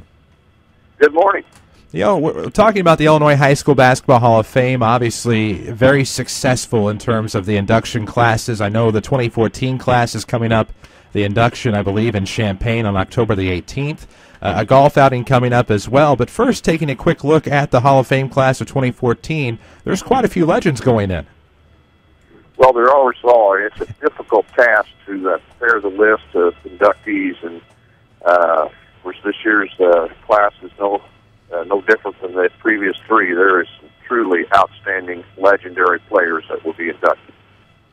I like the way the Hall of Fame and your committee has done it. You have members of the pre-1960s class, the post-1960s class. I think that's only fair when you divide things up because it's really hard to compare eras of basketball with all the changes and the different kinds of play of basketball that goes on. Well, I think that is right. And also what happens is the older eras, we tend to forget them. And actually, they're the ones that appreciate this honor more than the younger generation does. You know, the longer you're out, the more appreciative you are to be recognized for your accomplishments. And it is delightful to be there on the night of the induction and to see especially the pre-60 men and women who are inducted. Speaking of the induction of the Hall of Fame for our listeners, coming to Pinckneyville, what is the progress and what is the hope of a time frame to have that physical Hall of Fame up and running in Pinckneyville? Well, we, to be quite honest with you, we suffered a setback back in November. We had worked a couple of years in cultivating an idea and had a gentleman in place who I feel like could have headed the capital campaign and made it a success. And at the last moment, no fault of his, he had to withdraw from that position. And so we're back in the drawing board. I'm in conversation with a couple of legendary Illinois high school basketball figures who are known on the international level, and they've agreed to help me come up with a new game plan to put the capital campaign in motion. But right now we're in a holding pattern until we can come up with that right person to head the campaign. But I feel very confident that we are getting some great advice and from some people who have taken on bigger projects than this one. And so I know people are getting frustrated, and sometimes it's a little frustrating for myself. But at the same time, you got to be patient and just keep plugging along and working at it. And so hopefully in the very near future we will have some kind of announcement. One of those things coming up to help with that is a golf scramble coming up next month at Stone Wolf. What are the details involving that golf scramble be coming up in a few weeks? Well, Don Hawkins, the former AD at Nashville, he actually runs the scramble for us and does a wonderful job. And it's at Stone Wolf Golf Course there at Fairview Heights. 14 $500 team scramble. It includes your continental breakfast. Shotgun starts at 8:30, and it includes lunch. And then, of course, there's prizes at the end for the customary winning teams and longest drive and those kinds of things. So, but Don actually runs the scramble for us, and he and Stone Wolf have been very gracious to us. And well, we would appreciate anybody that is a golfer and would come out and play and help us with our day-to-day operations. I'm glad you brought that up because I will actually get a chance to play in that this year. So I'm looking forward to this experience of seeing what goes on and everything else over there. Well, that's great news. As I said, Don does a wonderful job. Of course, that is a wonderful course to play. I'm not a golfer myself, but I spend the day there. We've been very, very fortunate that people have stepped up and are supporting what we're trying trying to get accomplished. One of the things that we have to do is we have to raise some funds just for our daily operations, to pay the rent, the light bill, and phone bill, so to speak. And this is one of the ways that we do that is these type of activities. So no different than anybody else does. Anybody that could support us, we would greatly appreciate it. Back to a different topic, high school basketball, very successful in your coaching time, as we know.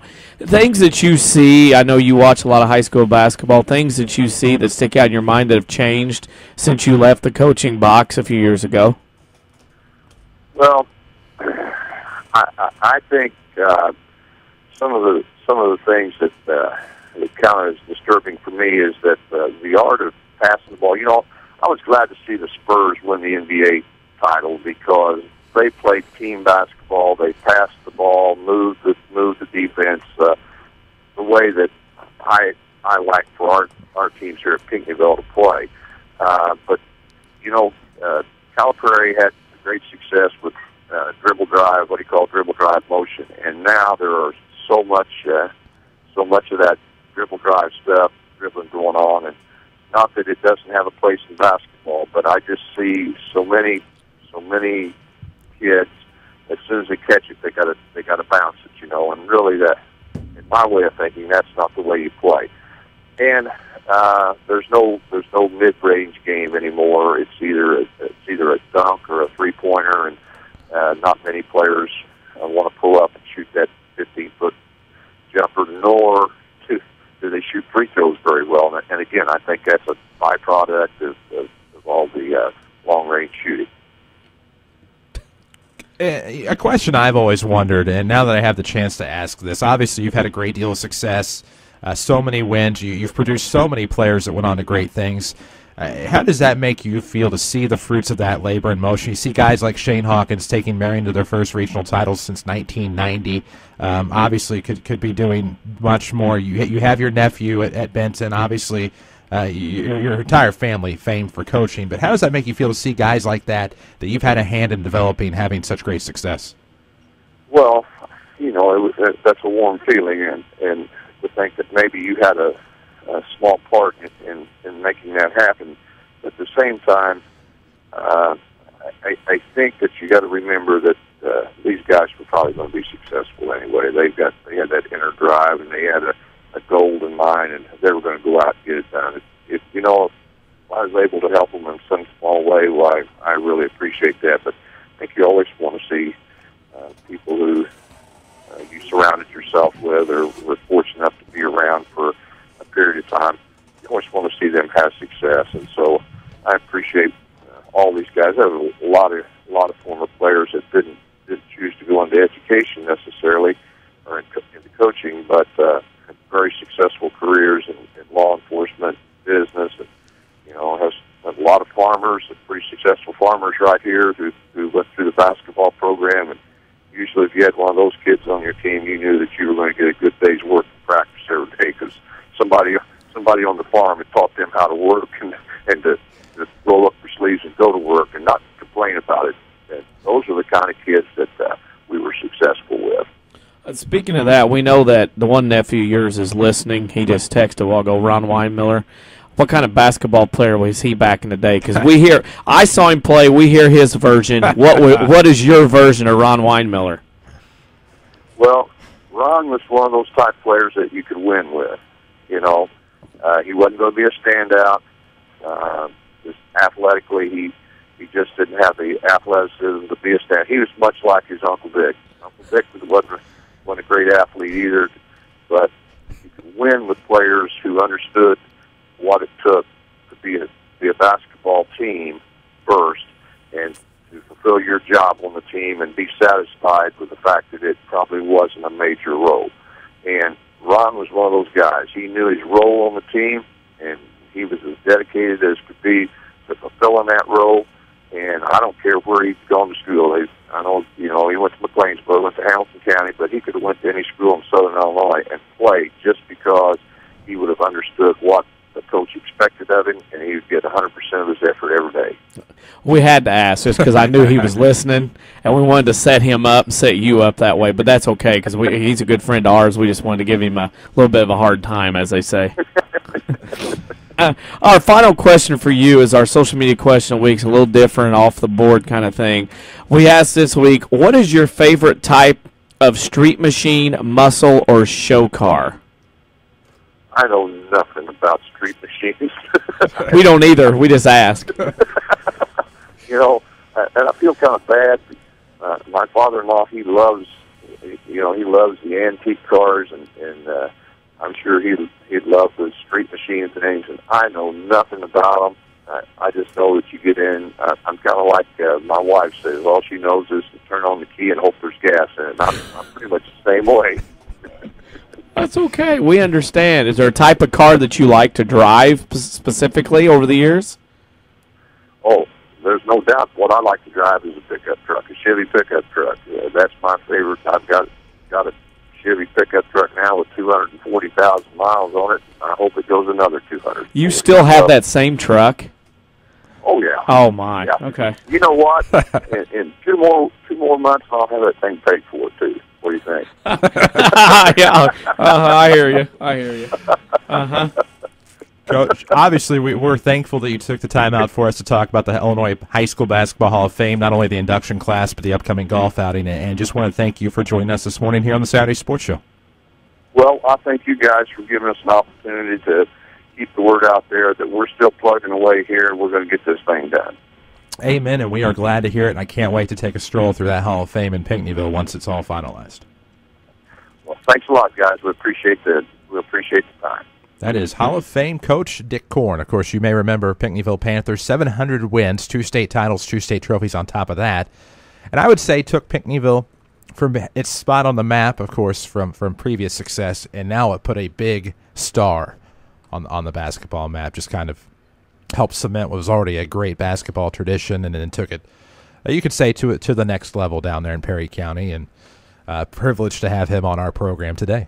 Yeah, that's very nice, and again, it's going to be a great place. Whenever this thing gets done, it's not a Pinckneyville Basketball Hall of Fame. It is a Illinois Basketball Hall of Fame. It'll be a very cool place to go visit for those that are big into high school sports, and I think that'll be important once it gets set up. Well, and I think the thing, when you look at the executive board, you'll know it's not just going to be a Southern Illinois thing or a Pinckneyville thing or a, whatever. You have Taylor Bell, who obviously retired from the Sun-Times, but was pretty well the voice of statewide basketball for so many years, and a Hall of Fame journalist in himself. You have guys from McLeansboro. I think Jerry Colangelo's even on the board. Doug Collins, Ron Felling from Lawrenceville, Terry Gamber, as I said, from Mount Vernon's on this board. I think Dr. Ed Hightower is on this board as well. One of Danny's favorites, Coach K, is on this board.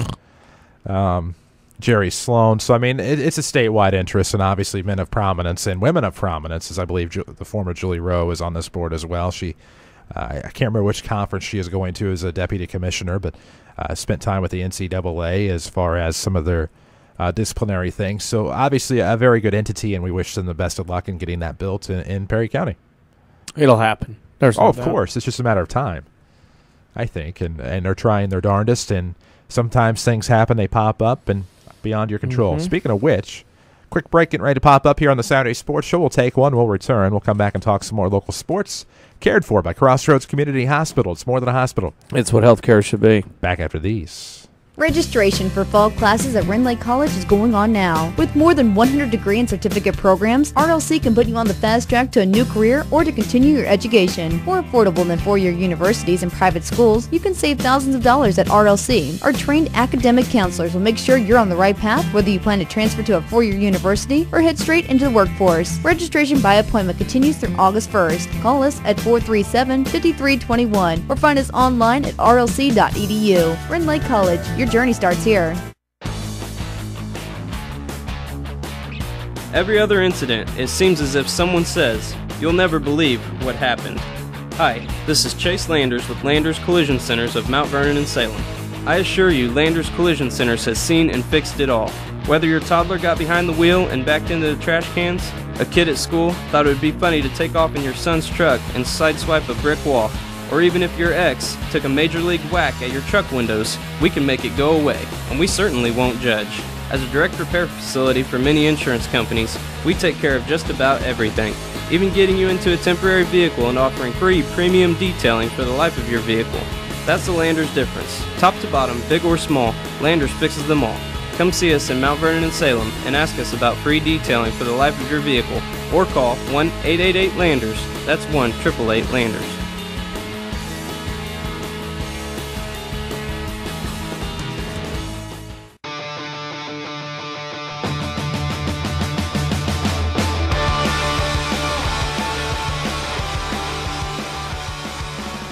Welcome back, Saturday Sports Show, WMIX, WMIXSports.com, cared for by Crossroads Community Hospital. It's more than a hospital. It's what healthcare should be. No doubt about that. So glad to be here with you until 10 o'clock talking local sports. And one of my favorite facets of the summer is when the IHSA releases the football schedules. I have no idea why I love that so much. I know what Mount Vernon's is going to be, thankfully, before it's released, and I know usually what others, but I don't know why. The nerd in me loves when the football schedules are released. Maybe it's just because we're one step closer to returning to high school sports.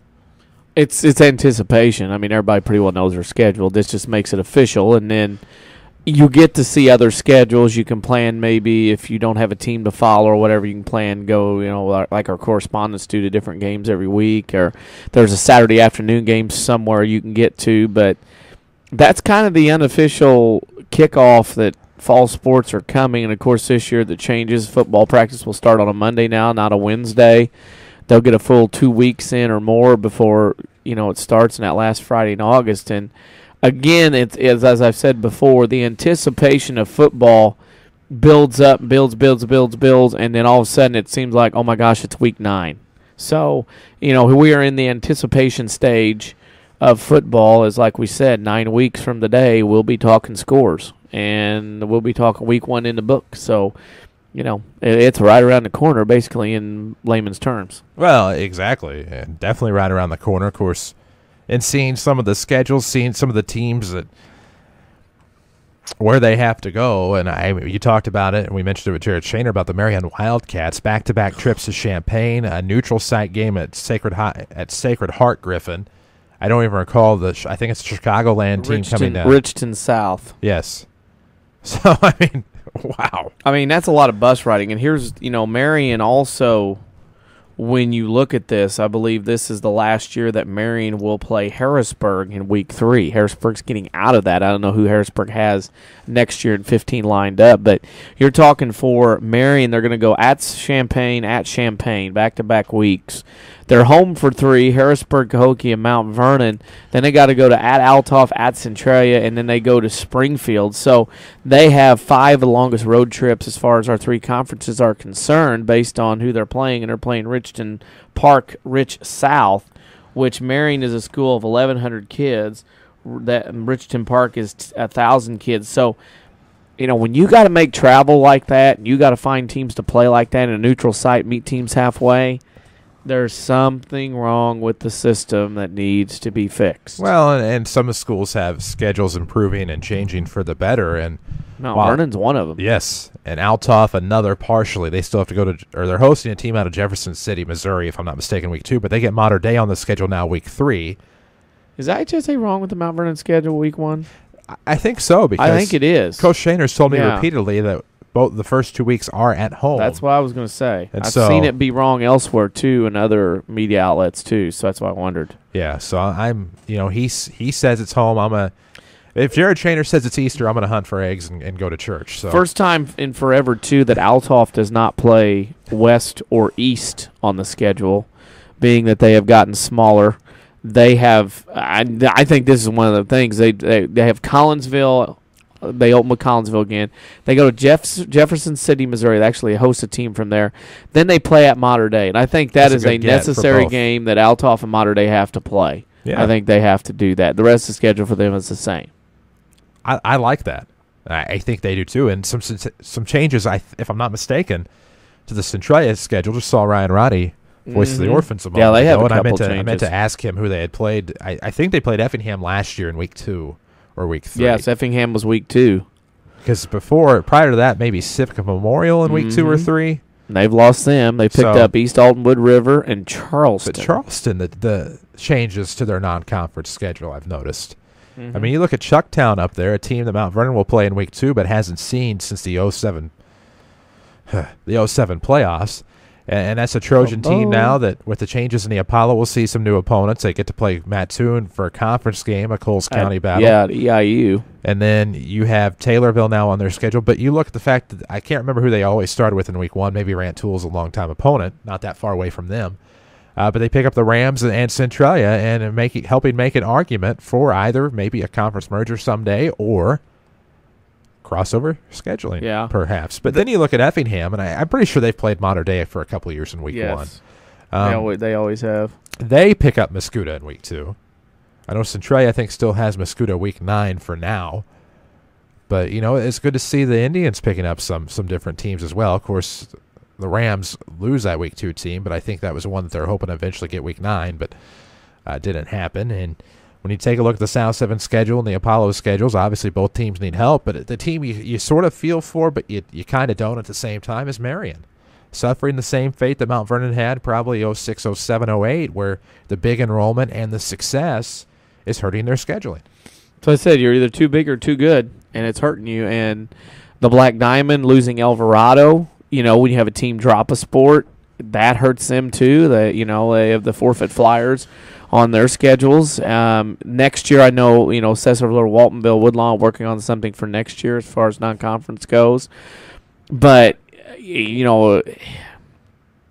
teams are looking for games. I know Quincy Notre Dame has inquired a few schools around here trying to get a game. I mean, there needs to be something changed. I've said it for years, say it again. There needs to be something changed because just, like next year, Harrisburg's going to be looking for a week 3. Marion's going to have to look for a week 3. Marion's going to have a lot harder time to find a week 3 than Harrisburg is. Yeah. Oh, there's no doubt about it. And then you look, how about CZR in the right place at the right time? CZR in Nashville. Yeah, and then they have Colonial Unity next year. I mean, the Black Diamond's going to find out real quick until they get Edwards County back that, that's going to be a tough get too, find different games. Sure. It'll definitely be interesting. There's no doubt in my mind there. And then, of course, you look at some of the changes, DuQuoin taking on Alvarado now in the co-op. Really didn't impact their enrollment as badly as one may have thought, but still will shift them up from 2A to I think they're better in 3A. Well, yeah. I think they're better because 2A, you run in some beasts. Because that's just it's a different Can't part of the point state, with them. different football up there, and right. We're dancing dangerously close to the top. They almost let it get away from us, but we love talking local sports with you here on the Saturday Sports Show. Thank you so much for taking the time to join us today. Don't forget to give us a follow on the Twitterverse at WMIX Sports. We're on Facebook as well, facebook.com/WMIX Sports. We hope you'll find our WMIX Sports Social Media Question of the Week. A little bit of a different program next week. We're going to revisit some of our favorite interviews on a Best of Saturday Sports Show next week. We'll sit down and relive some of the memories we've had in terms of WMIX sports coverage of some of the teams that have won championships, trophies, sectionals, postseason history. It's all next week here on WMIX Mount Vernon. We hope you'll tune in. NBC News now.